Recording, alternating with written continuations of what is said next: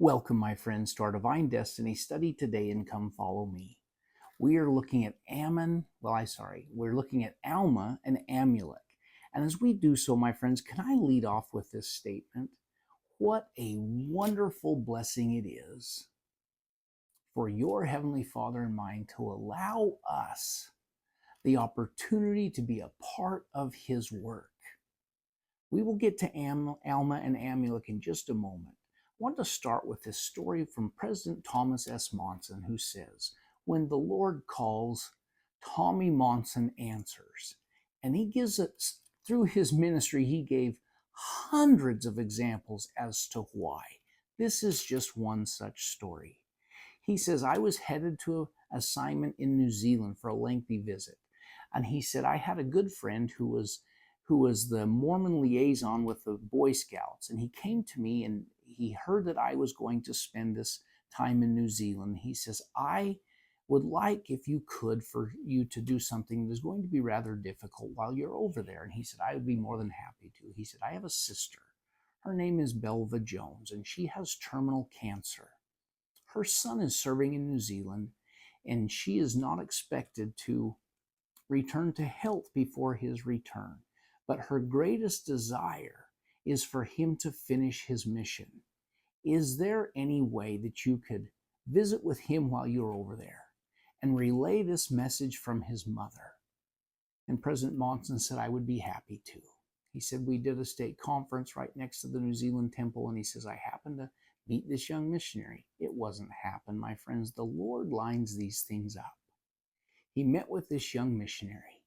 He shared with him the testimony of her mother, of his mother, and her desire for him to serve. And he said, Brother Monson, I will serve. I will complete my mission, and you can tell my mom that I will see her when I see her, whether it's on this side of the veil or the other. What a marvelous experience that was for President Monson. He said, I returned home. The following weekend, he said, I happened to be in a stake in Moore, Idaho. And he said, as we were sitting there in the stake conference, he said, the light shone through the window and rested upon this one sister. And he said, I turned to the stake president and I said, who is that the light is resting upon? And the stake president said, oh, that's Sister Belva Jones. That name he knew. President Monson said, I could have been assigned to any one of 50 stakes that weekend. I had no idea where Belva Jones lived. But he said, the Lord sent me there. He said, I met with that dear sister. I shared with her the sweet experience I had had with her son. I gave her a blessing. And one of the Lord's tender mercies is that she was able to live until her son returned home. She saw her son complete that mission, and she passed away a month after he returned home. My friends, when the Lord calls, can you and I answer? President Monson has hundreds of such stories, but they lead us right into our story with Alma and Amulek. You know the story. Amulek was given an opportunity to serve, an opportunity to answer the call, because Alma was sent back. Remember, he was sent back to Ammonihah. And here's what we find in the 8th chapter.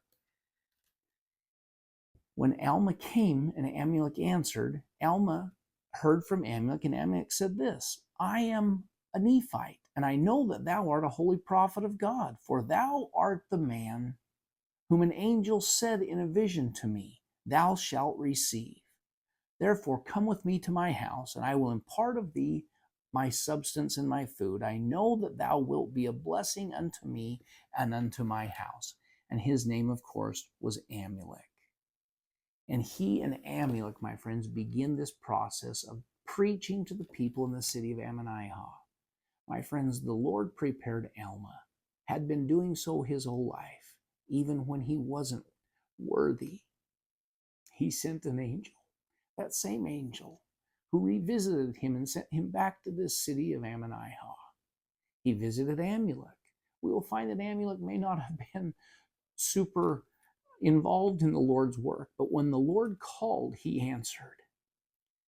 And miracles began to happen because of these two brethren. My friends, what I want to ask you and I today, whether you are an Alma the younger and you are all in, or whether you're an Alma the younger and you're not quite in the beginning, maybe you're an Amulek. Maybe you have a testimony, but you haven't been anxiously engaged. You will have feelings come to you from the Spirit of our Heavenly Father to do something. May you and I do what President Monson has shared with us on so many occasions. He shares stories where there was one or two times that he didn't answer quite quickly enough, and someone passed away before he could be there to give a blessing.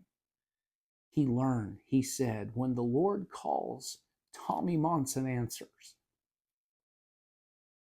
Can I invite you and I today? Answer the call. Listen and quiet your mind and your heart so that you and I can feel those impressions that came to Amulek, came to Thomas S. Monson. They will come to you. They will come to me. How do I know that?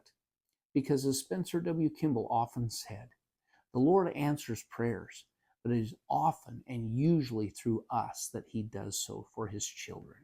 My friends, let you and I this day learn to be an answer to prayers.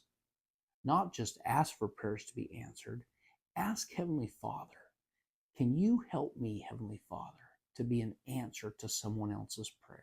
When you and I offer that up to Heavenly Father, can I promise you, my friends, your life and mine will take on a whole different meaning, because we will be involved in answering prayers almost consistently for the Lord.